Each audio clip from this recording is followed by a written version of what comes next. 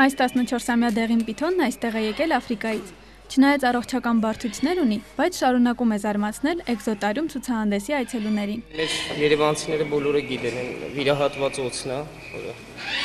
կեսարյան հատում էր արվել եւ եզակի վիրահատում էր ամբողջ մի քանի տարբեր երկրների հաղորդումներով ցույց տվեցին նույնիսկ եզակի դեպքեր։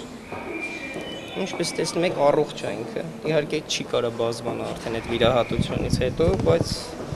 առողջականը շատ լավ է։ Չափսերը արդեն մոտենում է իր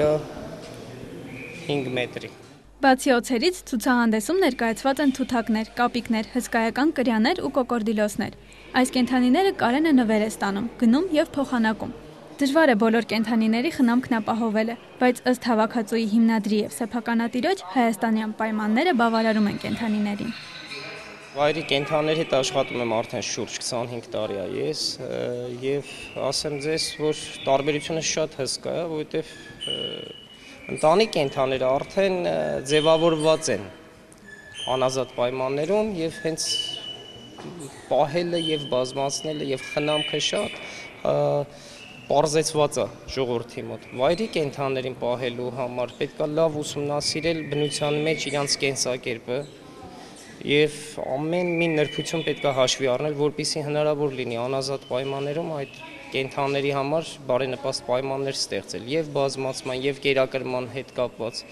80 ցուցանմուշների մեջ այցելուներին զարմացնում է 90 կիլոգրամ կշռով 70-ամյա խցանակիր կրյան, որը գնվել եւ Հայաստան է տեղափոխվել Աֆրիկա մայրցամաքից։ Կրյային կշռով զիջում է նրա հայրենակիցներից մեկը, որը սակայն ավելի սիրալիր է տրամադրված այցելուների նկատմամբ։